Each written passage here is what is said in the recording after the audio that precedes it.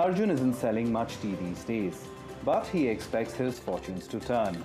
All thanks to the planned expansion of the National Highway 76 that runs past his stall. If the road widens, more people will come. There will be more people. Here in Udaipur, in the state of Rajasthan, Indian Prime Minister Narendra Modi inaugurated 870 kilometers of national highways. Another 500 kilometers are planned. That's a little more than $4 billion of infrastructure projects for just one state. During the election campaign, Narendra Modi promised 10 million new jobs. And this mega project looks partly to deliver on that. Rajasthan has never got so much for road networks. Right now, it's reported to be about $4 billion. Post the announcement, it will go up to $6 billion. Lack of private sector investment in infrastructure is a big gap in the economy. And many of India's construction companies are unable to invest in these new projects.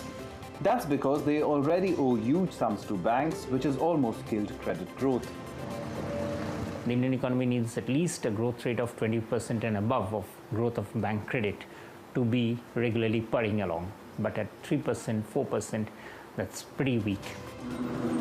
Modi captured people's imagination with his campaign slogan, "Good days to come." In the 3 years since, growth has been slow coming. But it's hoped that it can arrive quicker on roads like these. Ishan Russell, TRT World, Udaipur.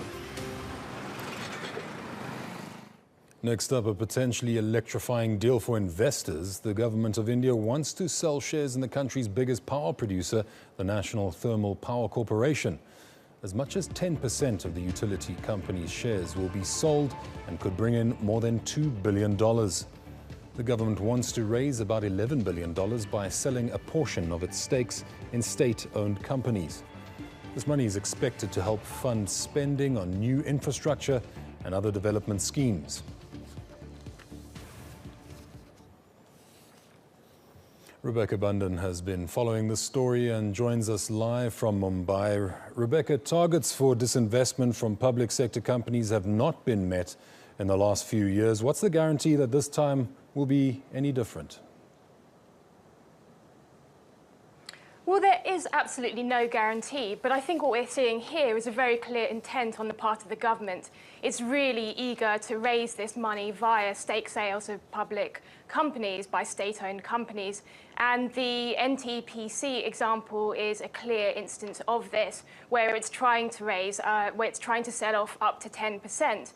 And what we're seeing so far is the response from investors has been very positive indeed, and that's going to be taken as a good sign. Now, the target to disinvest sits at $11.4 billion. Government's raised in the region of less than $2 billion. Can this target be reached by March of next year, or is that just a pipe dream?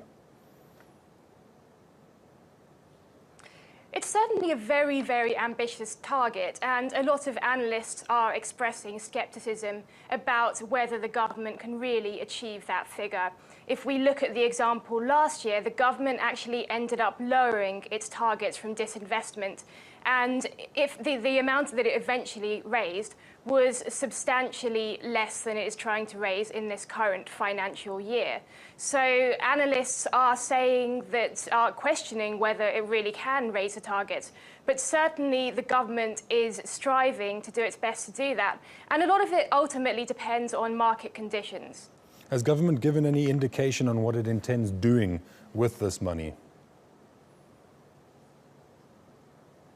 The government has a range of projects and initiatives.